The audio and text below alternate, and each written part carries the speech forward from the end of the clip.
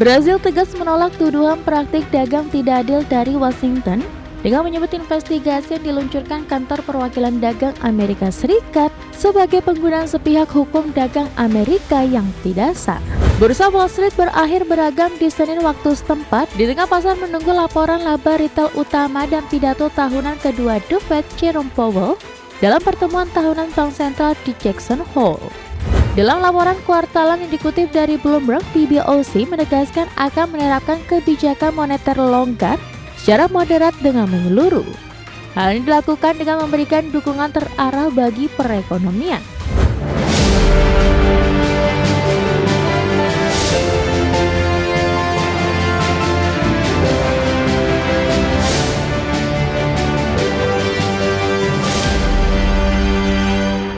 Halo Musa, pasca libur panjang akhir pekan indeks harga saham gabungan melanjutkan pelemahan meskipun secara intraday hari ini sempat menembus di level 7.900-an dengan mengalami penguatan yang cukup signifikan. Saham-saham blue chip hari ini tampaknya menjadi pemberat, termasuk dari saham-saham berbagai big cap kompak mengalami tekanan.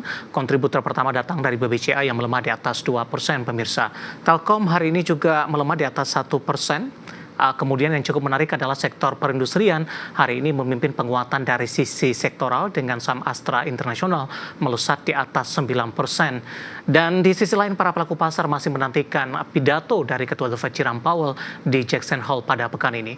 Dan seperti apa review pergerakan indeks harga saham gabungan di perdagangan awal pekan pasca libur panjang, proyeksi jangka menengah dan juga untuk jangka panjang. Dan kembali bersama saya David Sun Oval, kita jelang IDX sekitar closing selengkapnya.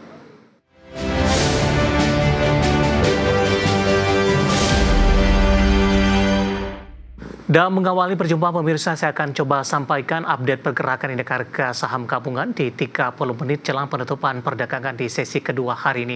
Di mana indeks harga saham gabungan kembali mengalami tekanan yang cukup dalam, terutama di perdagangan sesi kedua dan terutama di 30 menit jelang penutupan perdagangan di sesi kedua hari ini.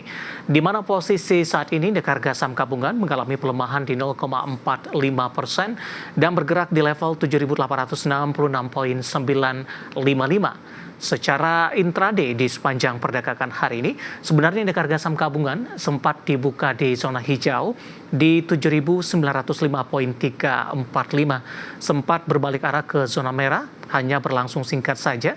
Indeks harga saham gabungan berbalik ke zona hijau dengan menembus level intraday tertinggi di sepanjang perdagangan hari ini, tepatnya di 7.931.759. Dan lagi-lagi posisi ini tidak berlangsung lama, indeks harga saham gabungan berbalik ke zona merah, bahkan di perdagangan sesi kedua hari ini, tekanan semakin dalam dengan menyentuh level intraday terendah di 7.854.095. Pemberat datang dari saham-saham blue chip pemirsa, termasuk juga dengan saham-saham perbankan big cap. BBCA menjadi kontributor terbesar, melemah di 2,30% di Rp8.500 per saham. BBRI melemah di 1,70% di Rp4.050 per saham. BMRI juga melemah di 1,03% di Rp4.800 per sahamnya, sementara untuk BBNI melemah di 1,37% di Rp4.320 per sahamnya. Pemberat juga datang dari saham-saham blue chip lainnya, di antaranya Brand melemah di 2,29% di 8.525. Ada Aman juga tertekan di 1,75%, 8.400. Telkom hari ini juga melemah di 1,51% di Rp3.260 per saham. CDIA hari ini juga melemah di 2,56% di Rp1.520 per saham.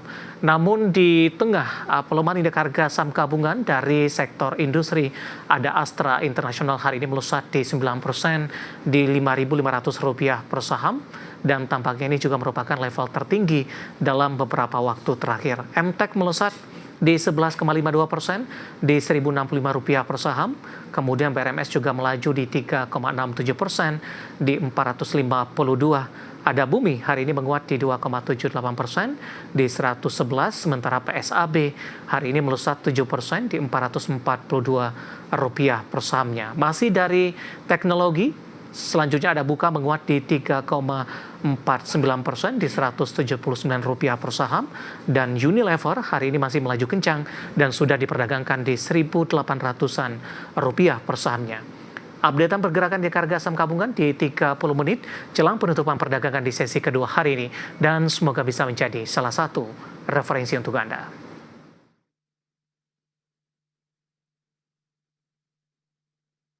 Dan selanjutnya mari kita coba simak beberapa sentimen yang berkembang di sepanjang perdagangan hari ini yang berhasil dihimpun oleh tim redaksi kami dan diproyeksikan akan mempengaruhi pergerakan indeks harga saham gabungan, baik dari domestik maupun internasional. Dan informasinya apa saja? Mari kita simak rangkumannya berikut ini.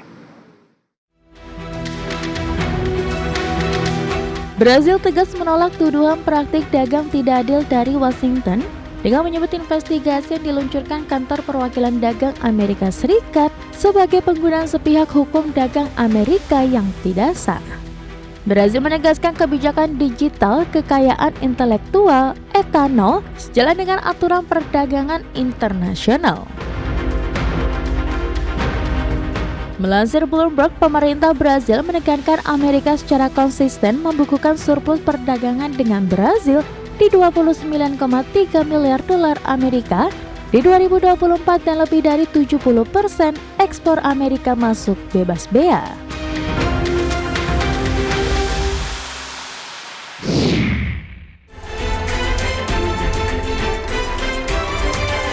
Bursa Wall Street berakhir beragam di Senin waktu setempat di tengah pasar menunggu laporan laba retail utama dan pidato tahunan kedua The Fed Jerome Powell dalam pertemuan tahunan Bank Sentral di Jackson Hole. Indeks Dow Jones turun 0,08% ditutup di level 44.911,82. Indeks S&P 500 melemah tipis 0,01% di 6.449,15. Nasdaq Composite naik tipis 0,03% di 21.629,77.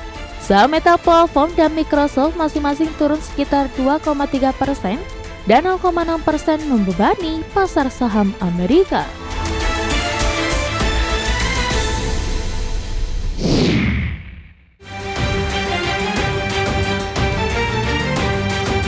Bank Sentral China atau People's Bank of China atau PBOC memilih untuk menahan diri dari pelonggaran moneter agresif meski perekonomian China mencatat kinerja terburuk tahun ini.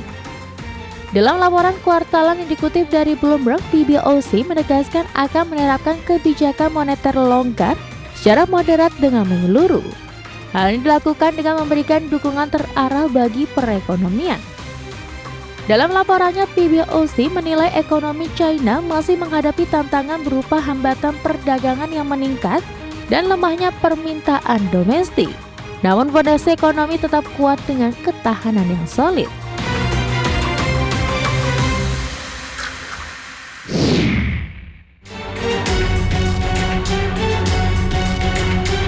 Hasil jajak pendapat Reuters 11 hingga 18 Agustus 2025 lalu, lebih dari 80% ekonom atau 24 dari 29 responden memperkirakan BI akan mempertahankan suku bunga acuan tetap di 5,25% di pertemuan Agustus.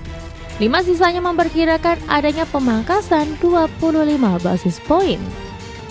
Suku bunga fasilitas simpanan dan pinjaman overnight diperkirakan tetap stabil, masing-masing di 4,5% dan 6%. Yuben Parakulus, Kepala Ekonom ASEAN di Nomura, mengatakan alasan Bank Indonesia untuk jeda pemangkasan suku bunga adalah kenaikan signifikan inflasi di Juli seiring pertumbuhan signifikan ekonomi kuartal 2. Berbagai sumber, IDX Channel.